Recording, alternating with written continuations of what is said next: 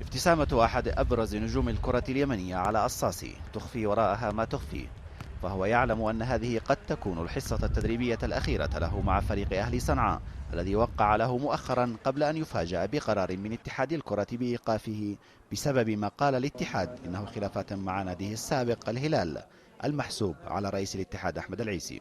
أنا رسميا في نادي أهلي صنعاء، لاعبا في نادي أهلي صنعاء، ولكن لا أعلم بالذي يحدث من حولي، يعني ما يحدث في الاتحاد في النادي الأهلي.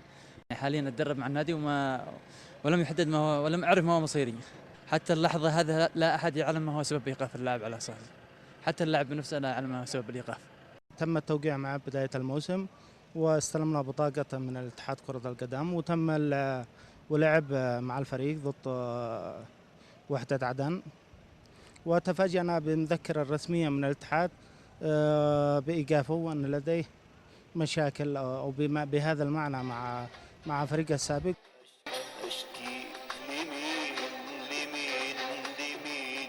أشكي لمين، والخصم أنت والحكم أشكي. ما بين قرار الاتحاد الغير مفهوم بالنسبة لعلاء وخضوع نادي أهلي صنعاء للقرار رغم سلامة إجراءات التعاقد، يظل علاء الصاسي في الملعب محاولا التركيز على تدريباته، ورغما عنه تستحضر مخيلته أحيانا مقاطع من الزمن الجميل مع الأحمر اليمني صنف معها كأحد أبرز نجوم الكرة اليمنية،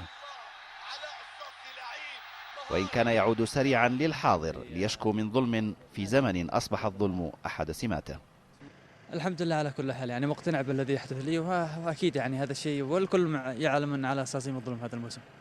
علاء الصاسي كان قد قرر قبل أشهر وبسبب الأحداث السياسية في البلاد وتوقف عجلة الرياضة قرر ترك كرة القدم، لكنه عاد مؤخرا إلى المستطيل الأخضر ليصطدم بأحداث قد تجعله لا يتردد مجددا في القول بأنه على استعداد لترك الكرة نهائيا.